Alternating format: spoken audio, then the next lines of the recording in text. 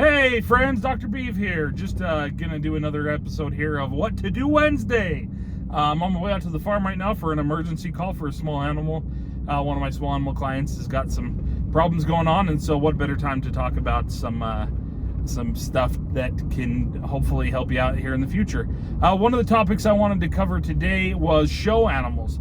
We're at the beginning of summer here. Most of our shows are at the end of summer. There are a few early summer shows that go on that people are probably getting prepared for, and then there seems to be jackpots all year long now. But show animals are becoming pretty popular. I get to see a variety of breeds and animals that I frankly didn't see a lot of even growing up when I was doing shows, especially like goats. That's getting super popular, and I think it's awesome. Pretty low maintenance animal. You can do a lot of really cool stuff, and a lot of fun to show.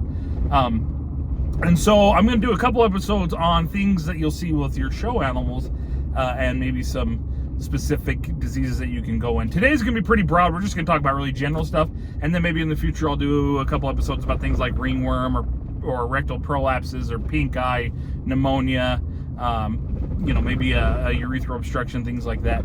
And so stay tuned for some exciting topics. But today I think we should talk about some very general things. The most important thing that you can know about your show animal is what is normal for them. And this is true with any of your animals, pets, show animals, livestock. Know what's normal for them. Know how much they usually eat. Know what color all the fluids that come out of them is usually and know about, are they having extra fluid come out of their nose? Does their pee look normal? Does their poop look normal? A lot of those things are pretty early indicators of diseases. You'll see their poop soften up. Maybe you'll see them eat a little less. You'll see some extra discharge out of their nose. Pay attention to that kind of stuff. All of those little changes can be indications of something else going on. Another thing that you can pay really close attention to is their ears. Ears are a really, really sensitive indicator in a lot of animals on how they're feeling. Turns out even some of your floppy-eared animals, you have your floppy-eared pigs and your Middle Eastern breeds of goats that have those big, long, floppy ears. Even those ones, they'll kind of hold them a little more up and erect when they're feeling good. And when they start to feel lousy, you'll see those ears kind of start to droop. You'll see their head droop, things like that. Note those types of things. One other thing that I think is really important that you can pay attention to, and I actually did a presentation for some 4-H kids a couple weeks ago for show animals getting prepared for the spring, and I gave every single one of them a rectal thermometer, because when you go to talk to your vet or when you're assessing your animal, their rectal temperature is a really, really good indicator of how bad things might be, or if they're starting to get things like an infection. And so you can buy little rectal thermometers at any grocery store, things like that. Don't be afraid. Learn how to take your animal's temperature and learn the normal temperature ranges for your animal. Turns out we as humans running around 98, 99 degrees Fahrenheit. We're actually on the colder end of the spectrum for most animals. And so, if you go to your show lamb and she's got a temperature of 102, don't be afraid. That's actually normal for them. For a human, that's a pretty bad fever, but for them, that's totally normal. So learn how to do temperatures, learn the normal ranges.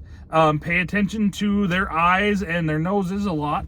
You'll see things like pink eye, sometimes upper respiratory infections that can eventually seed into pneumonias. Those will show up in snotty noses. Just know the normals. Watch their skin, know what their skin normally looks like. If you start seeing areas that are patchy or red or anything like that, that's a sign of something abnormal. Know all of those things. And so that, if you can get that idea, if you can know, number one, what's their activity level. Number two, are they eating and drinking? Number three, are they having any sort of abnormal discharge or diarrhea? And number four, what's their temperature? If you can come to your vet with all of that information when you come and when you're having issues, that is really helpful in painting a clearer picture and kind of helps us go down that diagnostic road. Some other things is pay attention to mentation. Are they shaky, wobbly, things like that? And so all of that kind of comes into know what's normal and then pay attention when something's abnormal and take note.